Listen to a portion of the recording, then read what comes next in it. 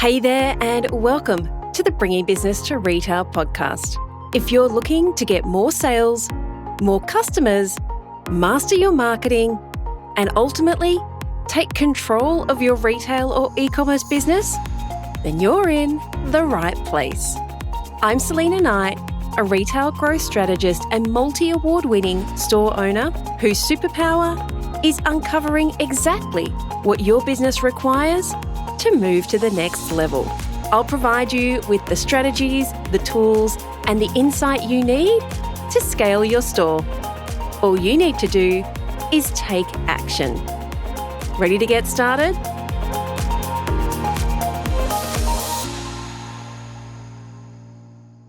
Hey there, and welcome to today's episode of the Bringing Business to Retail podcast. Today, I want to give you a little bit of a behind the scenes of what happens in our business, and also how that led to today's podcast being created. Because, of course, with Black Friday, Cyber Monday coming up, I wanted to give you guys some strategies on what works, and I'm totally going to do that. But there was a bit of a backstory to how this topic even came up. And it went a little something like this. Every day we have a team meeting. And well, actually, I have two team meetings. I have one in the morning for the US side of the business and one in the afternoon for the Asia Pacific and UK side of the business. And of course, on those calls, we walk through what our retail and e-commerce store owners are doing. What are the wins that they're having? What areas do they need help with? Do we need to create any resources, or do we need to put them in touch with someone? And as a team, we actually build out the strategies that they need to get results. And with every call, we start with wins. And of course, this is where the conversation came from, because over and over again, I am hearing big win, record-breaking month, biggest win, record-breaking month, record-breaking month, record-breaking month. And over again, I'm hearing about how our retailers are doing so well across the board. Now, that is all very heartwarming to hear. But the skeptical side of me is thinking, well, I know that we are good, but all of these people doing so well, like, how is that happening? And not to take anything away from my amazing team of strategy coaches who are doing amazing things, but across the board success, well, that was where I had to kind of dig in a little bit deeper. Why were our people doing so well when the media was telling us that no one was spending? And I'm sure you've seen it. Like, the news is absolutely filled with doom and gloom. And I've been on the fence about what consumer spending is going to look like with this holiday season coming up. Is discretionary spending, and that's the money that we spend on the non-necessities, the money that, the disposable income, is it going to increase as interest rates hold steady? Or are people really pulling those purse strings tight this holiday season? Now, on the one hand, the media is portraying a whole bunch of doom and gloom. Spending is down. We're on the brink of a recession. Every scroll of your newsfeed, there is a family that is doing it tough. Now, on the other hand, I can't happen to walk past a cafe without fighting through a line of people waiting for their $8 skinny caramel mocha lattes and their $18 acai bowls or poke bowls. In fact, I didn't even know acai bowls were still a thing until I went down to the beach on the weekend, and lo and behold, a whole shop devoted to acai bowls. So, what is really happening out there in the economy? And more importantly, how can you use it to work out what your customers are going to buy this Black Friday, Cyber Monday, and of course through to the holiday season? Well, I thought I should see what is actually trending right now. And the results were pretty startling, because I started with some news sites and some third-party sites, but there was this mixed bag of information. No wonder we have no idea what is really going on. It's not a surprise that the media skews the data and the information to get the clicks.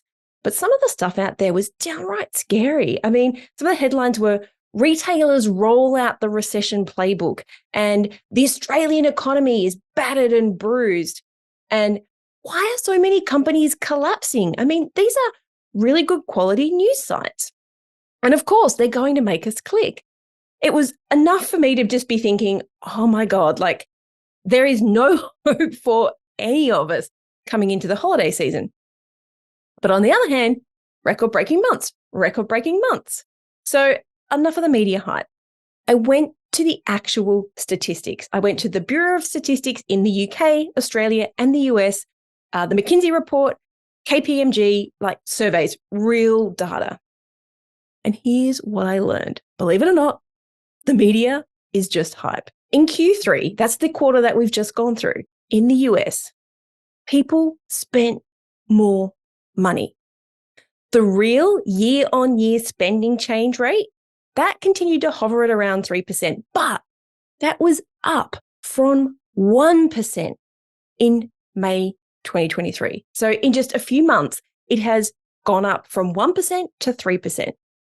That is really important for you guys because the media is telling you no one is spending.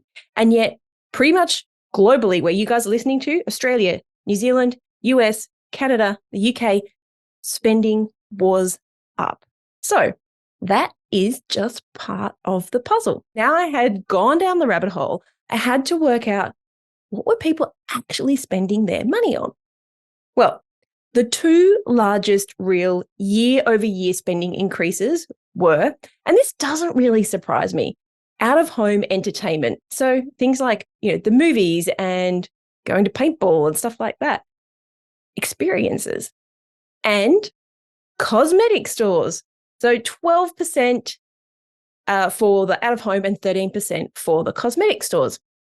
And travel went up as well by 11%.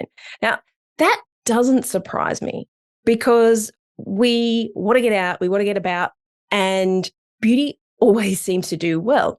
So if you're in beauty, if you are in the beauty niche, don't try and tell me that the economy is the problem, okay? Because the simple fact is you, of all people, got the most spending. If your sales are down, there are other things at play. And I'm going to talk to you about those in just a minute. Now, interestingly, because I'm down the rabbit hole now, what are they spending? Who is spending? Where is this all going? Normally, when it comes to spending, it ends up in two different buckets. It's either the Gen Zers, like the young kids who are out there spending frivolously, or the cashed up baby boomers. They're generally the traditional spenders when it comes to these kinds of studies. But spending increased across all of the demographics, across all income and all age groups. Everybody was out there spending money. Now, just to be clear, when I'm talking about all this spending, I am not referring to the essentials. This is all data on what's called non-discretionary spending, the stuff we choose to spend our money on. And right now, we like to splurge because in all of this data, I found out that over half of Gen Z and millennials, over half, a third of Gen X, and around 20% of baby boomers said that they were intending on splurging this holiday season. Well, hold on. Aren't the purse strings being tightened? Because the data is showing something very, very different. So what are they splurging on? Because this is the data that you're going to use to create your Black Friday, Cyber Monday promotions right through to the holidays. First up, restaurant, groceries, travel. Absolutely no surprise there. Our local cafes are always filled, and I often, as I said before, find myself fighting through this line of people who are outside the door.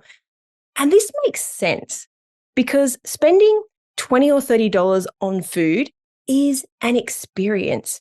You get the thrill of going out. You get the thrill of indulging your senses.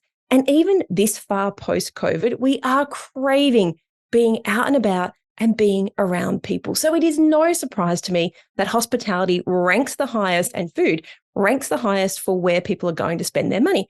And of course, travel, we're all still trying to catch up. Now, for most of you who aren't in the hospitality sector, where are consumers likely to be splurging?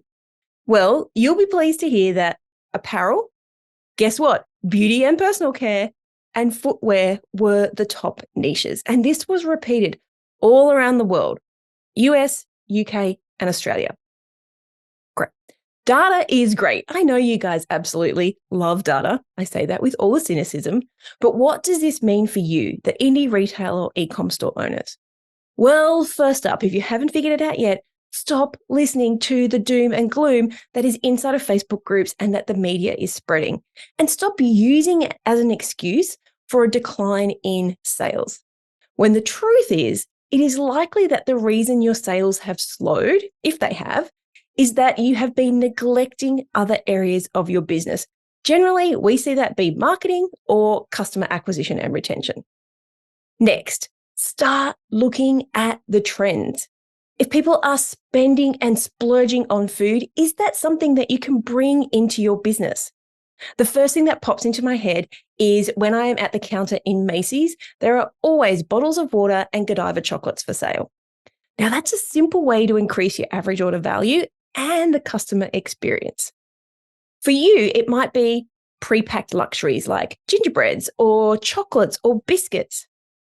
Now, Black Friday is traditionally a time when people spend on themselves. So give them an easy way to do so. You know that food is the highest thing that they're spending their money on, and you know the areas that they're going to be looking at. Can you find a way of combining the two? Get those foodie products. Get the cross-sells, the upsells, and the cart upsells along with your shop display, your POS. Get food into them fast if you can, if it works for you. I know just recently at my gym, I don't know what took them so long, but they finally got protein bars. I mean, they have a little cafe there, but I don't necessarily want to buy a panini or a coffee. Protein bar, on the other hand, I have one every single day. So having those on the counter is a great way for me to spend my money at the gym. So think laterally. How can you get those foodie products into your business? All right. Now, some of you may not be able to find food to make it fit. So it is time for you to look at what generally sells during Black Friday, Cyber Monday. And I dug into the data for you. It's okay. I'll just tell you what it is. Topping the list is electronics, followed by books. That one actually surprised me. Jewelry, sporting goods, and appliances. Now, of course, if you don't sell those kinds of products, you have to dig into your data. What have you tried before that worked? What have you tried before that didn't work? Because that's just as important as what did work. And really simply, what generally sells well in November and early December? I mean, that's just kind of a no-brainer, right? Now, even though Black Friday is traditionally focused around discounting, it doesn't mean you have to cut your profit margin. In my data research, Adobe reported that discounts hit record highs in 2022. And I've got a few reasons around why I think that might have happened. One is I think with the supply chain issues, we had a lot of people who were overstocked and had to clear out their inventory. So those discounts hit record highs and they peaked at an average of 25% on Cyber Monday. Now, there were some categories such as toys, and I know that a lot of you here are in the baby and kids, a lot of you listening are in the baby and kids industry. Now, toys were discounted as much as 34% off. Computers, 20% off. 18% off clothing. Now, that is dollars out of your pocket. And for most of you listening, a 34% discount, once you have factored in your overheads, your cost of goods, payment processing fees, all of the things, 34% loss of profit could literally mean that you are paying your customers to buy from you. And that is not a good thing.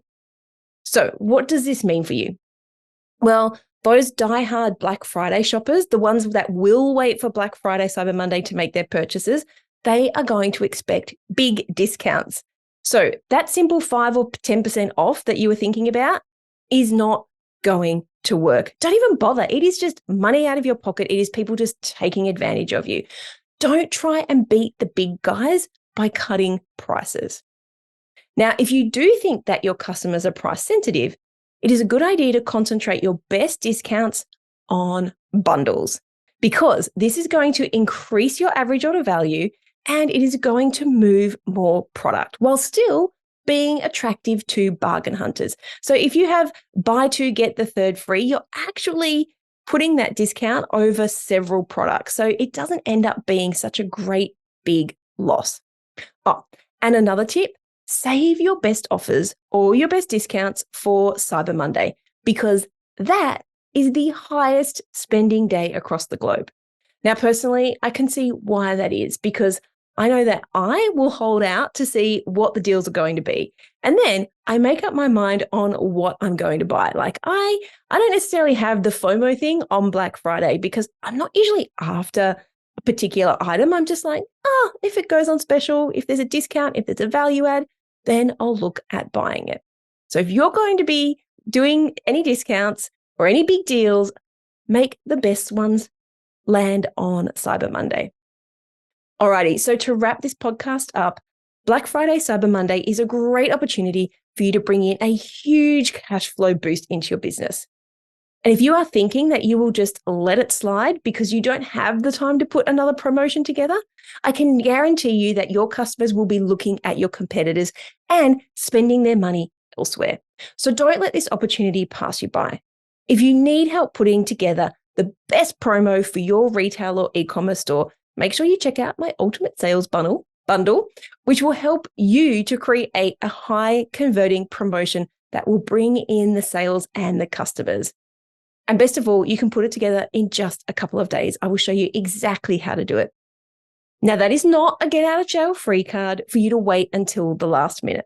If you want to check it out, head over to selinaknight.com/BF, B for Black, F for Friday, and grab my crazy offer for a whopping 90% off. I only do this once a year.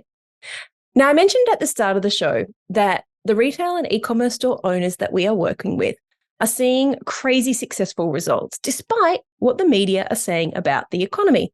And now you have a bit of an idea that the media are lying to you. Now, I am sure you're as intrigued as I was about what they're actually doing to get those results. So I dug into it. And what I found over and over again was that the increase in revenue and profit and even customers was largely as a result of internal changes within the business, not external factors such as the economy. Working with the team, our retail and e-commerce store owners were able to narrow down the constraints in their business, those key areas that were holding back their growth. And when they put their focus and their attention into those areas, they saw significant financial results. And the best part was that they didn't have to do more. In fact, most of them are doing less, which makes my heart happy because no one should own a business that runs them into the ground. When these CEOs buckled down and focused on what was needed to be done, rather than just getting stuck in the minutiae of every day or distracted by the next brilliant idea, their bank accounts grew. And I totally wish that for you too. Alrighty, that is all I have for you today on how to uncover the secrets of what is going to sell on Black Friday, Cyber Monday. If you love this episode, share it with another retailer, share the love, because the more people out there who are helping our customers to stay away from the big chain stores, the better. Alrighty, I will see you back here, same time, same place next week. Bye. So that's a wrap. I'd love to hear what insight you've gotten from this episode and how you're going to put it into action. If you're a social kind of person, follow me at @TheSelinaKnight and make sure to leave a comment and let me know. And if this episode made you think a little bit differently, or gave you some inspiration, or perhaps gave you the kick that you needed to take action, then please take a couple of minutes to leave me a review on your platform of choice. Because the more reviews the show gets, the more independent retail and e-commerce stores just like yours that we can help to scale. And when that happens, it's a win for you, a win for your community, and a win for your customers. I'll see you on the next episode.